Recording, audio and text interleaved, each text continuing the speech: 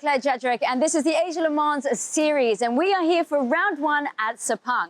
Now, we haven't been back here since 2020, and we now have a full grid of 39 cars, 117 drivers, and, well, it's made up of LMP2s, LMP3s, and GT cars. It is first-class action all weekend that you absolutely do not want to miss out on.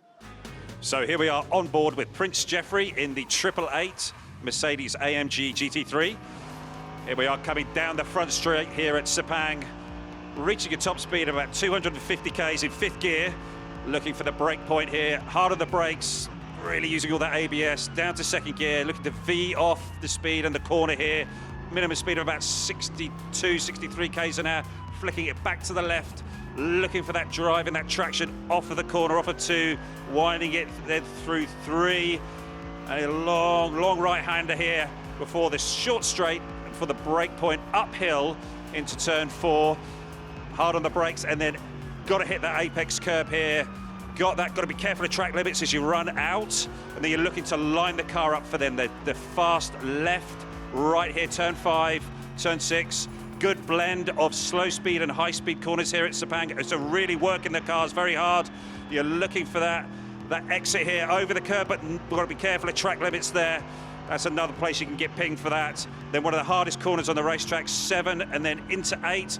Again, you've got to line it up, thread the needle there, looking for track limits on the exit of 8. Run down to turn 9. All the way top of fourth gear there before you get hard on the brakes and down to second. Another slow speed hairpin, really asking a lot of those rear tyres with all that traction. And then you've got one of these long right-handers here at Sepang.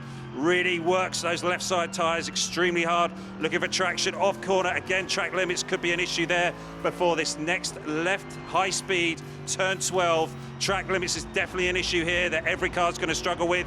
And then it's a hard brake zone here. Those left side tyres are working super hard, trying to spot the apex and then spot the exit.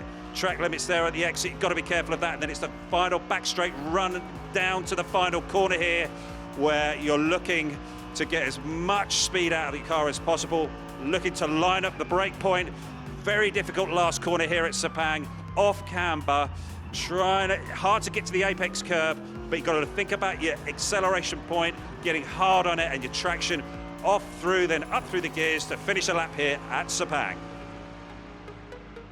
Well, Ollie, tell us, double red flags for the GT session. What does that mean for the drivers?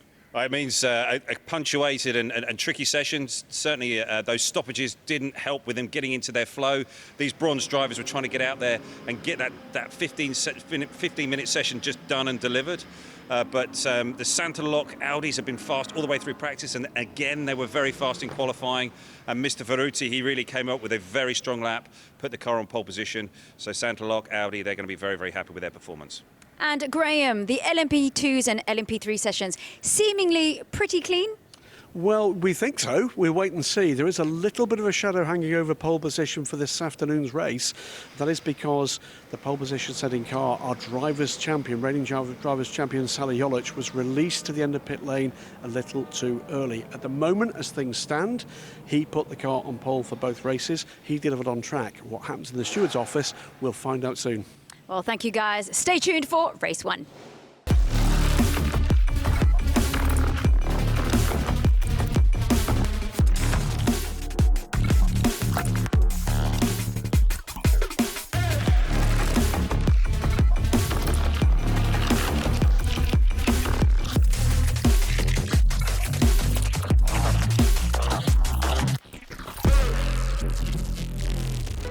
A packed and happy grid for the return of the Asia Le Mans series to Southeast Asia for the first time since 2020, and the combined management of the ACO, Pierre Fillon, LMBM, Fred Leclerc, and Stefan Rattel from SRO, now running the Asia Le Mans series.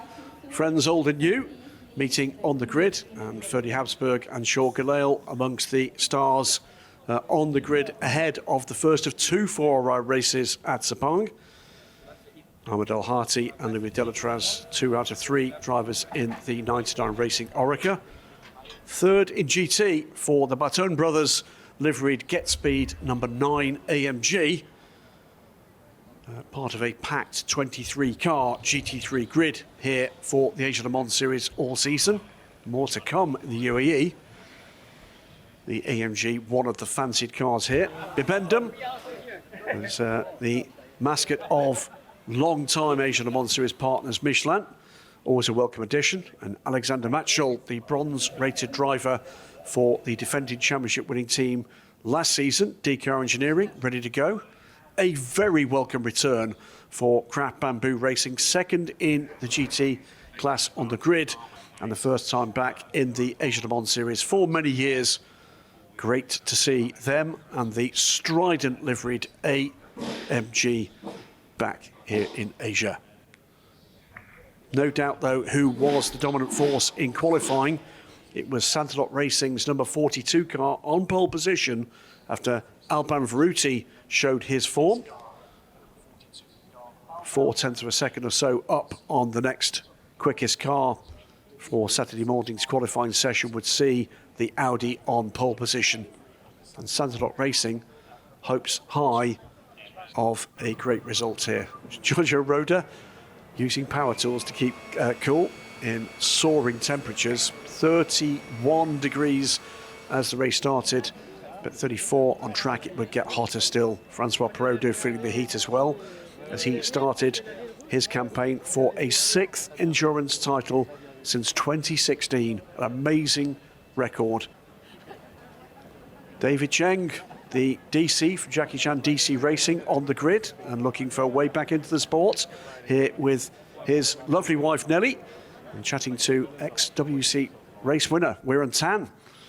26 car is the Breton Racing car, a new name in LMP3 from Czechia. It's Dan Skoczkopola, third on the grid in his team, run with the help of Team Virage here for the Asian Le Mans Series. Ian Loggy, well-known face for British GT followers, chatting to Ferdy Habsburg. They're 2 of 3 from the Nielsen Racing LMP2 effort. The European Le Mans Series reigning champions in LMP3, the 17 Cool Racing team, but with a new look squad here in Sepang as they go hunting for another title. The Swiss team, a force to be reckoned with these days in LMP3. And old meets new. Sorry, Chris McMurray, but he's in the centre with Toby Sowery on one side, Freddie Tomlinson, son of Ginetta owner Lawrence Tomlinson, on the right-hand side, both making their LMP2 debuts. Pole position, though, in LMP3 for high-class racing. New look car with a new look team. That would be more than half a second to the good. The team showing for the first time their co-branding with MDK Motorsports. Mark Vam, himself an ex-Asia Le Mans Series driver, on the rear of their Ligier. The first time they fielded a Ligier under their own banner. Gordon Gudmundsson, the Icelandic driver, would take the start. 5 minutes to go, and tensions start to rise, as do the temperatures. 5th on the grid, DKR Engineering, in search of a repeat title in the car that took the title earlier this year in the UAE. Number 3 car, though, features an all-different driver squad this season. How would their fortunes go? Alexander Matschel gloving up and get ready to do battle. The 99 racing car, numbered 99 this year. Under the Jordanian flag, it would be Omani racer Ahmed El Hati who would take the wheel for the start of the race aboard the 99. Ahead, though, 3 more cars. Proton competition. Giorgio Roda, we saw him cooling off. Now the heat is on for the Italian bronze-rated driver. Proton Racing's, Proton Competition's 2-car effort. Ahead, though, the experienced John Falb in the number 30 Duquesne team car, team that's shown its form in Europe, will be looking to do likewise in Asia this weekend and then into February. TF Sport, though, would take pole position, but it would be Michael Dynan, their silver-ranked driver, rather than Salih Yolic, the Turkish driver and reigning drivers champion with DKR Engineering last season. Michael Dynan, the silver-rated driver, would take the start for the number 90 crew. TF Sport hoping for a clean getaway and for the silver-ranked driver to show that everybody else a clean pair of heels on this beautifully prepared silver and very dark blue car.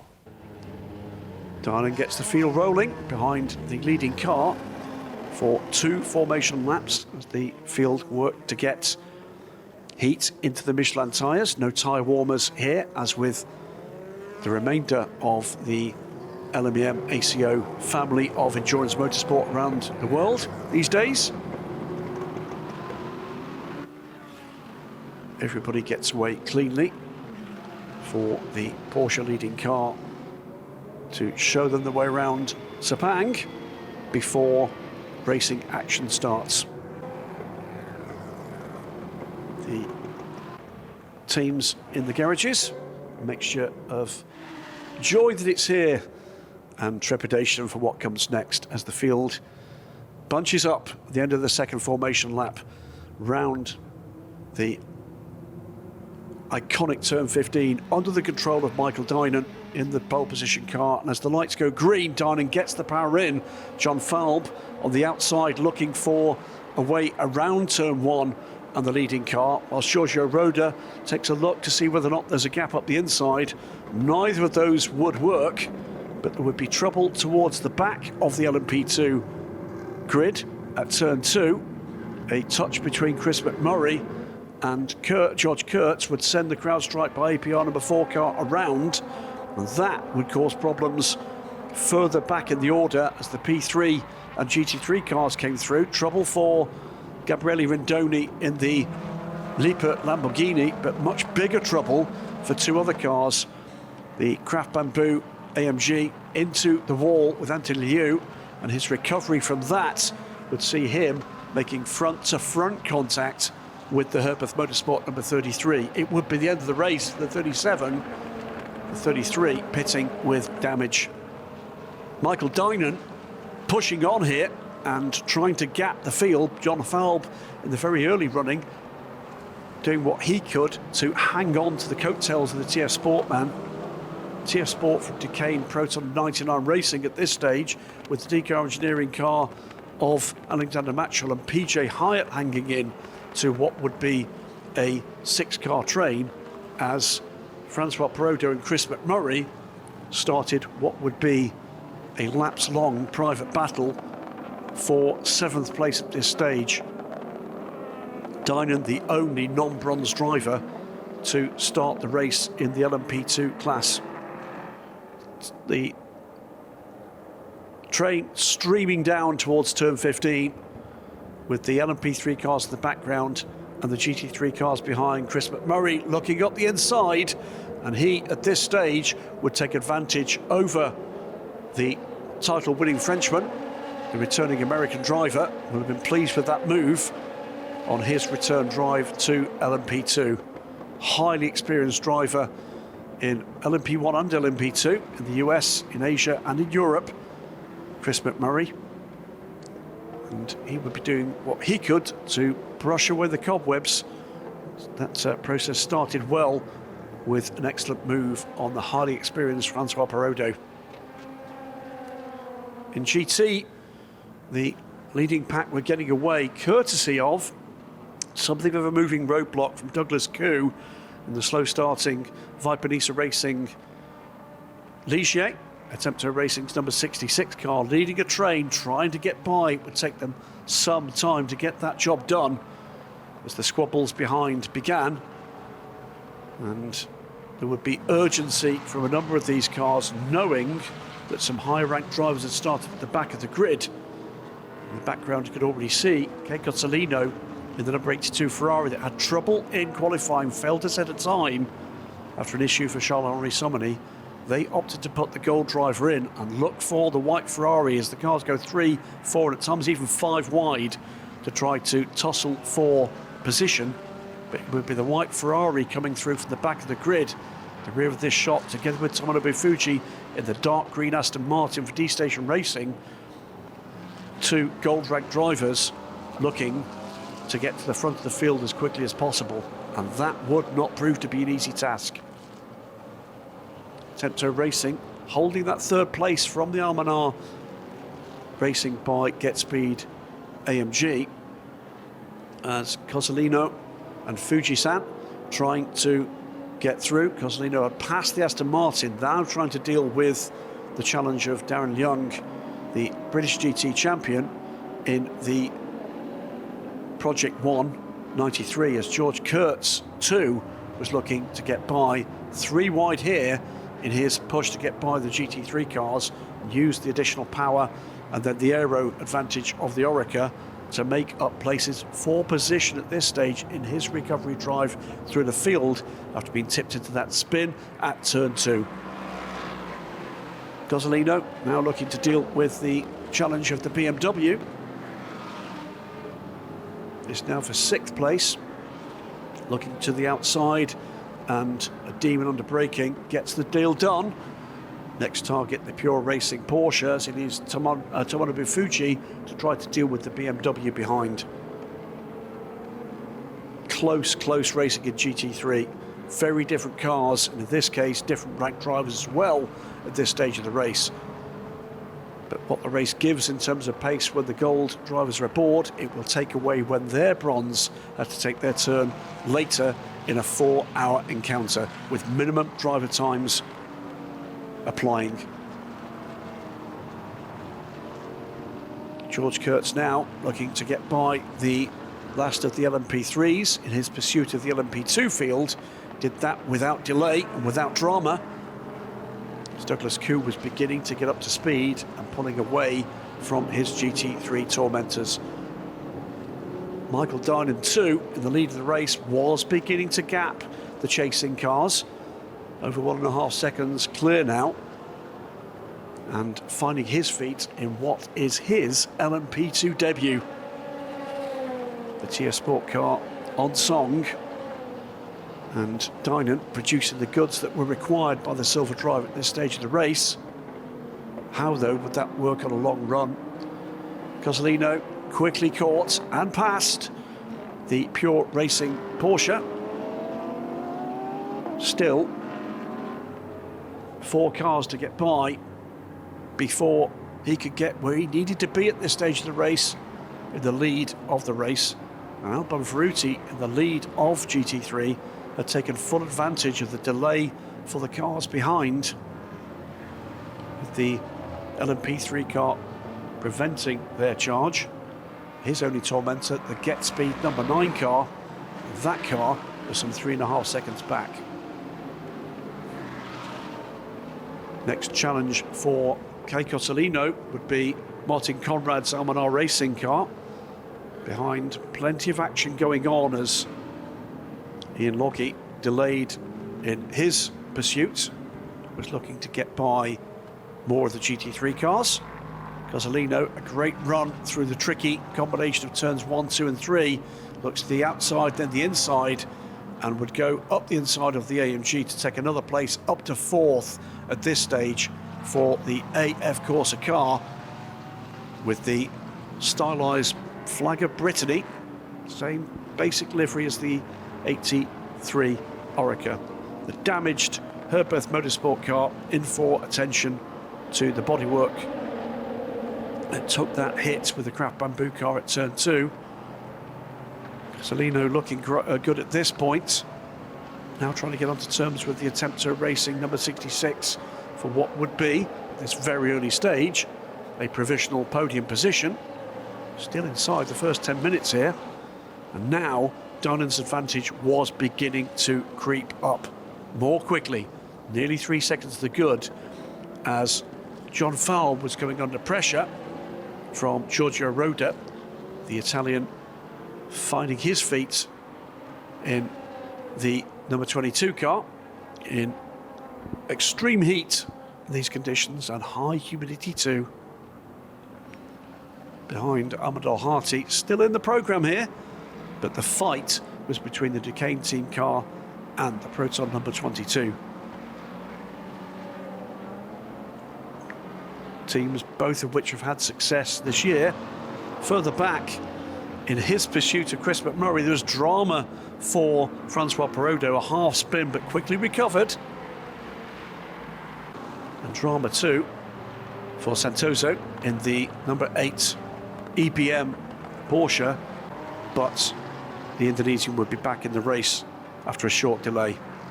Pure Racing and Almanar Racing pushing on.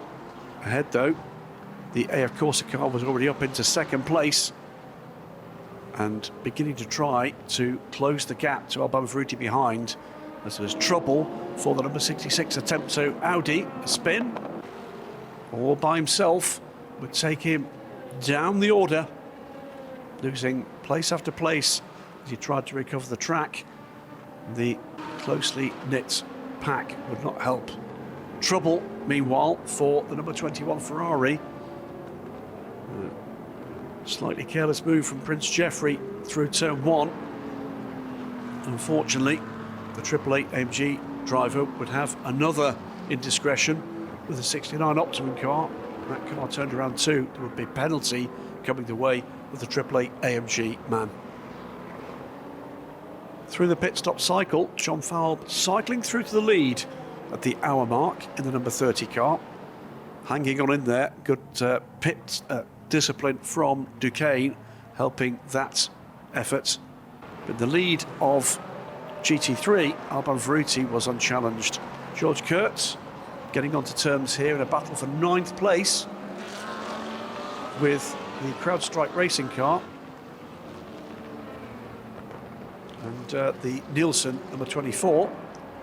And after his drive time was completed, Kurtz would be enjoying the cool air blower after what had been a very, very warm double stint. Almanar Racing pushing on, as were the remainder of the leading group. Battle for 15th at this point, with the pro drivers beginning to climb aboard the GT3 cars, battling LMP2s coming through. Great stint in the middle of the race from Paul Chatin, getting onto terms with Sally Jolic, reigning champion, now a silver-ranked driver for the coming season, still ranked as bronze here for the Asian Le Mans Series. It was a changed line from Sally Jolic that likely gave Chatin a moment to take a big deep breath. He was soon back with the challenge, and a great move around the outside from the Frenchman, aided a little by traffic for the Turkish driver, would see him complete the deal through turn two, up and into 6th position for the 55 Proton with the green on green livery. Gunnar Jeanette enjoying that moment. 21 car, recovering from its tip into a spin, moved up and past the number 93 BMW, Simon Mann making the move. And there was a move too from the number 8 EBM Porsche on the 93. Mathieu Vazivière talking to the team, sit alongside the boss, Francois Perraudot. Vazivière, one of 3 2024 Alpine hypercar drivers in this field. 99 Racing, meanwhile, led the field after good pit stop strategy, and it was Nikita Mazepan, the ex-Formula 1 driver, trying to push on in the 99 car. With a healthy 9-second lead over the number 30 car at this stage, with 2.5 hours to go. Bright orange and black liveried car, standing out and pushing on. Variety of strategies being employed by the teams, putting in their gold and platinum drivers early, some saving them for later in the race. The 99 Racing car trying to edge away in GT and in LMP3, my apologies. CD Sport moving through to the lead. Again, a defending championship winning team from last season, the number 2 car, trying to fend off the remainder of the field. 4 cars still in the fight here, with only the Viper Nisa car delayed. Sansalot, meanwhile, were keeping an eye on an extraordinary standout run from their bronze driver, Alban Ferruti, who had fended off the attack from behind. The 82 car falling victim to a car stuck in gear at the point where Cosolino looked like he might be a challenger. But Ferruti, absolutely peerless, in LMP3. CD Sport led from Breton Racing and High Class Racing, with Cool Racing back in fourth at this stage. But they have been playing strategic games with their competitors and were burning the 2 long stops that were required for each team in this field. Fabien Laverne, though, led at the moment. The Frenchman enjoying the opportunity to stretch the legs of the number 2 car. And a 5-car all-Ligier field ahead of the debuting Breton Racing car of Julien Gerby, the Michelin Le Mans Cup reigning champion. High Class Racing in the 3rd place. This, though, was the leader shortly afterwards, Julien Gerby, the Algerian-Spanish driver. Overall classification at this stage, it was the Duquesne team ahead of Proton Competition, AF Corsa and 99 Racing. That the mark of a switcheroo in strategy. Breton Racing led from CD Sport, High Class Racing, and still at this point, Cool Racing in 4th place, with the order in GT3 at this point being slightly flattering the Pure Racing car, with the Santalot Racing car having just pitted from the lead. They were the dominant force right now, with Gilles Magnus climbing aboard after 2 hours of sustained pace from Alban Veruti. Craft Bamboo Racing's 37 car would not emerge from the pits after that lap 1 issue, and also in trouble with the 82 AF Corsa car with their gear shift issue.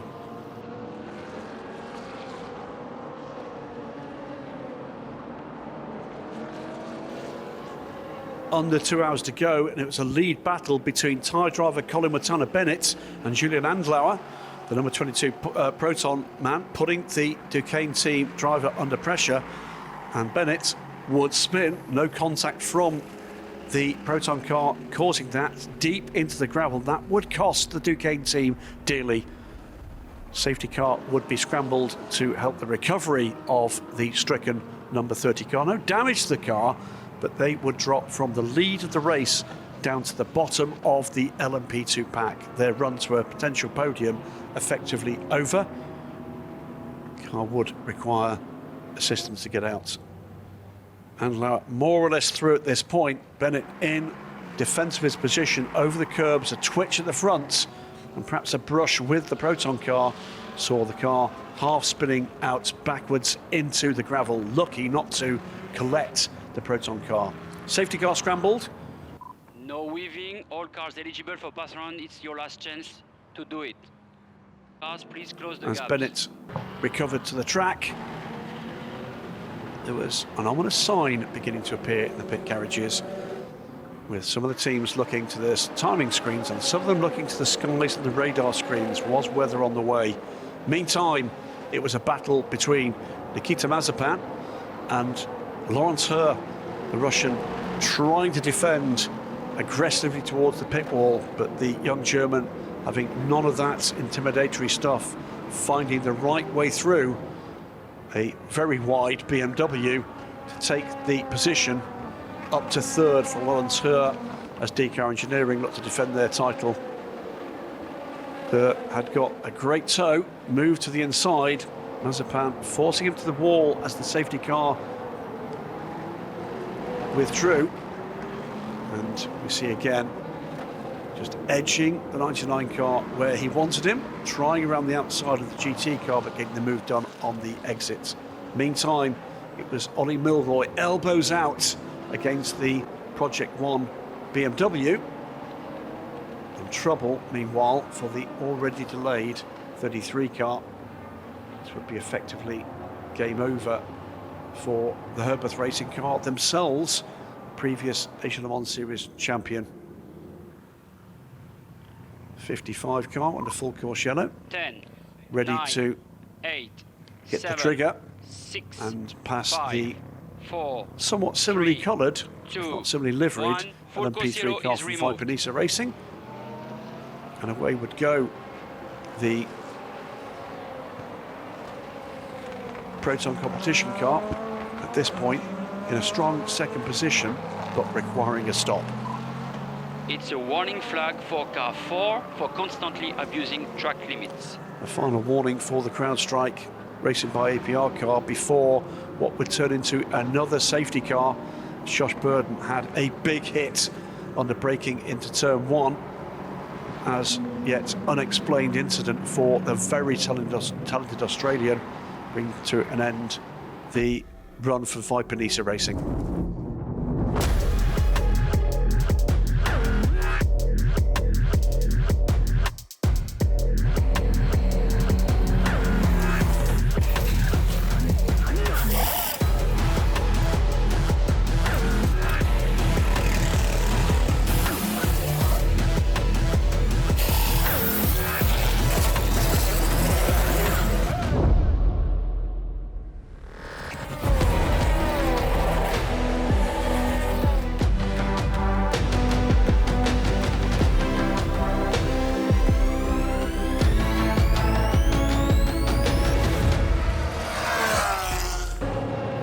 Back to action, and the big change was turn the lights on the cars, but out in the skies, the skies darkening and rain on the way, it seemed, as the 99 racing car in the hands of Louis Delatraz went around the outside of René Binder in the 22 car.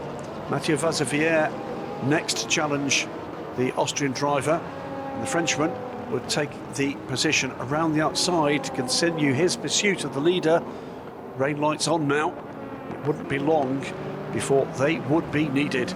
Almost disaster, as Charles-Henri Sommery, after a half spin, tried to recover, was almost collected by the sister car, the LMP2 car. The team is starting to scramble for wet weather tyres. Won the first in, 99 racing car, but unfortunately finger trouble with the switch to wets cost Dan Harper the right rear wheel and a finish. The Michelin tyre on the full wheel somewhat rogue at this point, and race control will be taking a look at that. Harper finding a place of safety to pull the BMW into retirement. Wheel still not quite at a standstill. And the weather was only going to get worse from this point on. 100 laps complete, under 20 minutes to go.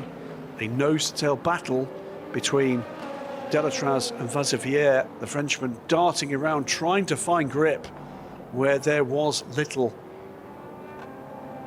Tippy-toeing through, increasingly were treacherous conditions with standing water at various parts of the circuit. Swiss versus Frenchman, 99 Racing versus AF Corsa.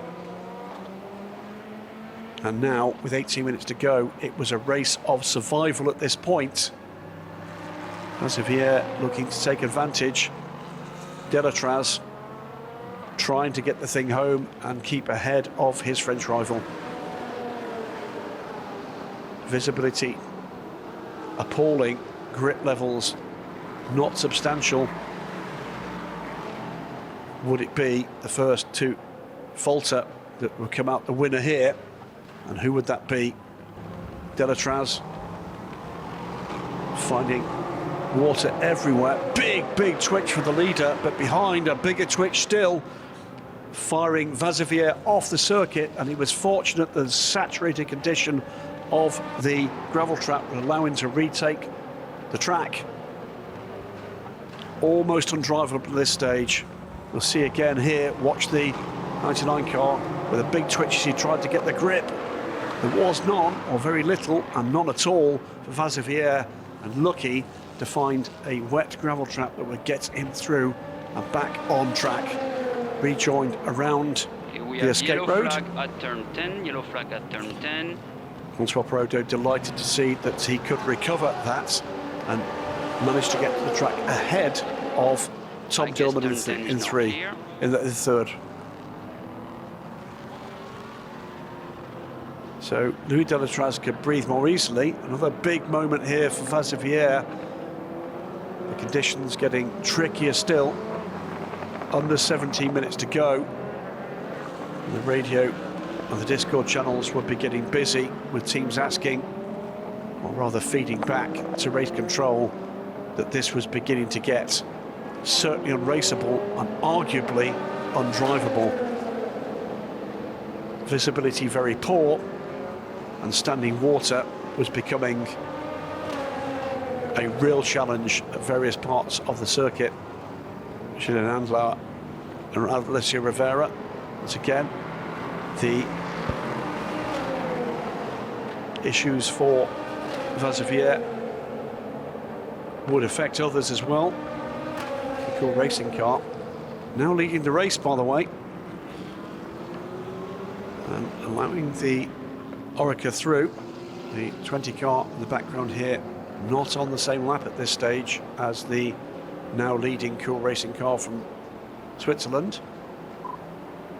Safety car deployed, safety car deployed. It was no surprise at all Pit entry is when closed. the safety car was finally Leader, sent out onto track. please slow down, give me a gap. To protect the field from what were increasingly awful conditions. When it rains here in Malaysia, it rains hard. Leader, please give me a gap. 99, please slow down. So 99 Racing would be picked up by the safety car. AF Corsa. The conditions even making way for the flags difficult. Saturated yellow flag there. The rain on the camera lens tells the story. Driving rain all around the circuit, and that not clearing on track or off. It can be seen by the puddles on top of the tyre barriers. One question remaining: would this clear in time to allow the race to go back to green flag running, or would this be the order we would see at the checkered flag? A first win for 99 Racing in the opening round, the first win in international sports car racing, no Jordanian flagged entry. No sign whatsoever of the teeming rain conditions easing. It became a waiting game to see whether race control felt that they could get racing back underway, or would it be a safety car train to either a checkered or a red flag in the closing minutes of the race.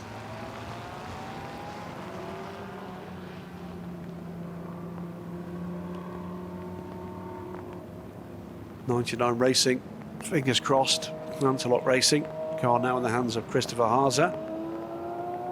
16th overall, stunning run, and leading almost inconceivably a 1-2-3 for Audi. Back at home in Germany, they'll be watching on there and hoping that indeed this was brought to an end here for what would be an historic result for their customer teams. From Audi Sport Customer Racing, the best of the non-Audis, fourth, the Almanar Racing AMG. The challenge was going to become writ large. We'll be seeing through this race various lines being taken. Ben Barker struggling to get the 86 car under control, but then Rennie Binder, my apologies, with the 22 car finding a mighty big puddle, bow wave in front of the 22 car, just enough control to skate over the gravel trap and rejoin the circuit. He wouldn't be the last. At this point, teams feeding back to race control that this was becoming undrivable as well as unraceable. Thanks to all teams for the advices on what we should do. We are monitoring the situation. Race control making it clear that they were fully aware of the challenges. Two EBM cars splashing through and heading for home. Still 12 minutes remaining of the race. Cool Racing with a mighty lead after the safety car had helped their efforts.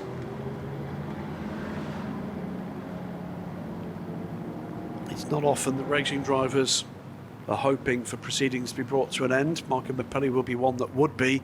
He too found the big puddle in the braking zone at turn 15, but survived in the Lippert motorsport car. The car had run well up the order after its trials and tribulations early on in the race. And this was where he found there was absolutely zero grip, but again, did well to keep the car under control, and in a straight line, relatively speaking, would rejoin the track. But track conditions were going only in one direction, and that was worse. 101 laps under the wheels of the race leading car. The gaps at this stage meant nothing. It was all about weather. Well, the weather and weather. Race direction would call an end to this. Gilles Magnus there waiting for what he must have been hoping would be the call to end this race behind the safety car. Race control listening to the teams, but also to what was going on out on track from the safety car driver. So the grandstands disappeared into the murk at this point. After bright sunshine and blue skies at the start of the race, it was a very different scene under 4 hours later. Red flag, red flag. And to nobody's surprise, All cars to proceed into the pit lane. All cars to proceed into the pit lane and follow officials' instructions. and to much relief in the pit garages and certainly out on track as well, Santalot Racing, Gilles Magnus and Frederic, the team principal of Santalot Racing, could enjoy their moment. It would be a 1-3 finish for Santalot. TF Sport and the 99 Racing crew celebrating their win in the opening round as well. Delight through the garage. Coming home ahead of AF Corsa. Fine result for Audi. Fine result for Santalot Racing. Alban Veruti, Gilles Magnus and Christopher Haase. A famous win. As the team made their way back somewhat gingerly, as well they might, to pit lane. Team members of TF Sport, old and new, celebrating the win for 99 Racing, their customer for the Asia Le Mans Series this year. And it would be Louis Delatraz leading Mathieu Vazevière after a valiant fight from the Frenchman, but it was more sure-footed and assured finish for the Swiss that would win the day. The car came to a halt underneath the podium.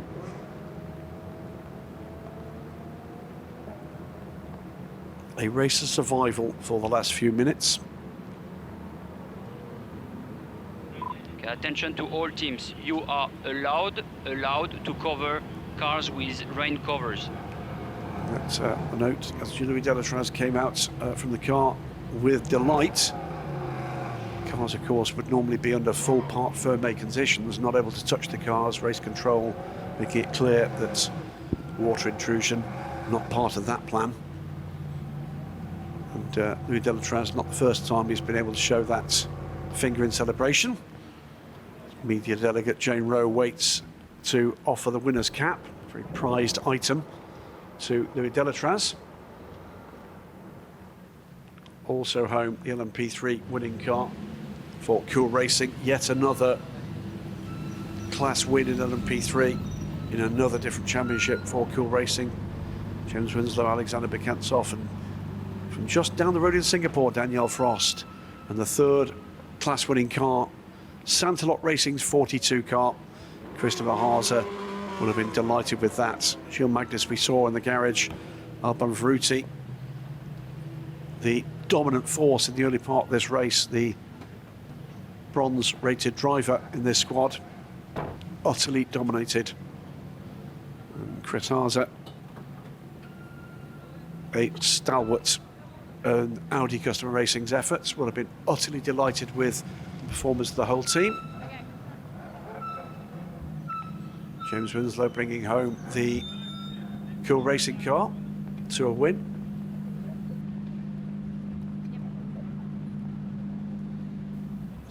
Background, Louis Delatraz getting you ready to speak to Claire Jedrick. We have with us Delatraz with 99 Racing. Well done. Unfortunate weather, but I guess a good ending. Yeah, I mean, we've had a tough race. Definitely the crew did a fantastic job. My teammates too. You know, we kept it on track, which I think today was key. And yeah, the rain was insane in the end. I couldn't even follow the safety car. So I think, yeah, it was difficult. But yeah, we win, we take the points, and we can celebrate not too much tonight because there's a race tomorrow. Congratulations. Thank you. Thank you.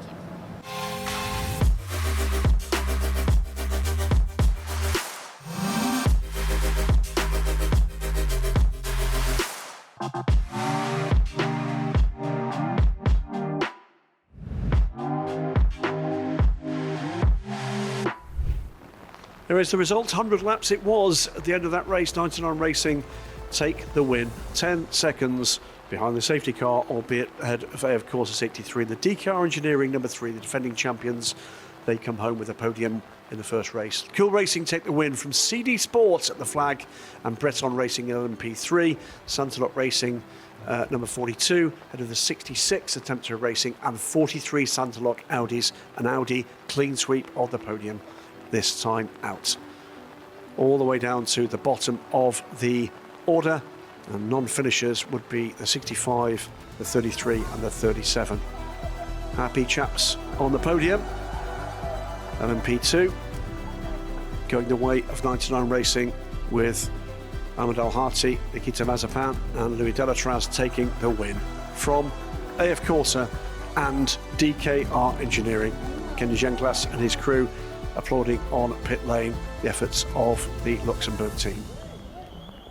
The points gaps, 99 Racing with 4 points from the race.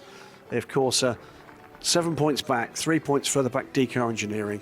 And in the Drivers' Trophy, it is indeed Al-Hati, Delatraz and Mazepan from Rivera, Peredo and Vaziviere.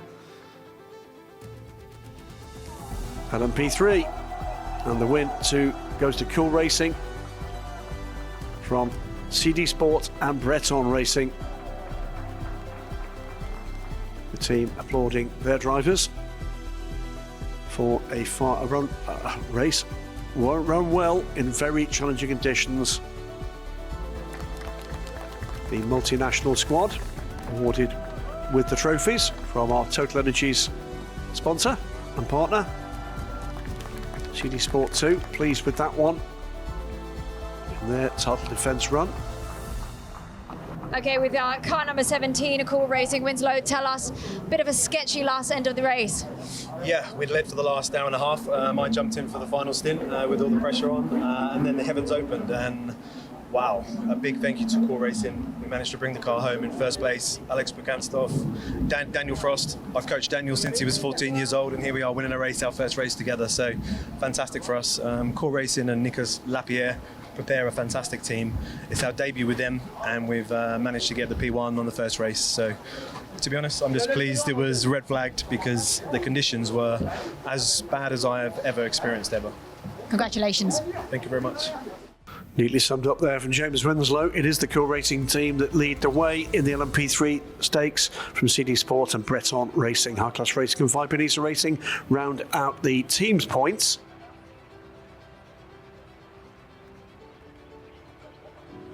In the Drivers' Trophy, it is that winning trio, Alexander Bukantsov, Daniel Frost from Singapore and James Winslow from Fabian Laverne, Michael Jensen and Nick Adcock. Dan Capoli, Milia Stefan and Julian Kirby from the Breton Racing team take third.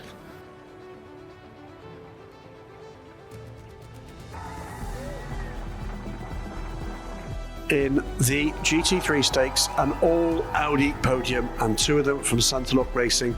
But it's this trio, Christopher Haase, Gilles Magnus and Alban Frutti, that take the win in dominant form here in Sepang. Everybody will take a deep breath because race 2 was coming 24 hours later. To the victim, the victors, the spoils. And champagne opening techniques varied. Okay, we've got car 42 from Santalok, Haase with me. Congratulations on that win. Yeah, thank you. It's definitely a great one. It's our first event here together in the ALMS, together with Audi Sport Team, or with Santalok Racing. And yeah, my teammates Alban and Gilles made a fantastic job, gave me the car on P1. At the end, the monsoon rain gave us a big surprise. Actually, I was happy to get proper rain because when I went out, I had cold slick tires on wet condition, and this was tough. Thank you very much. Thank you. Ciao. Santalot Racing take the maximum point score, pole and the win, 26 points, 6 points ahead of Attemptos, 66, and the sister Santalot car third with 15, 11 points back from the win. Almanar Racing by Get Speeds AMG is fourth. It is Veruti, Harter and Magnus from Alex Acker, Andrei Mukazov and Dylan Pereira, Dennis Marshall, Paul Everard and Zoot Bihang will complete it.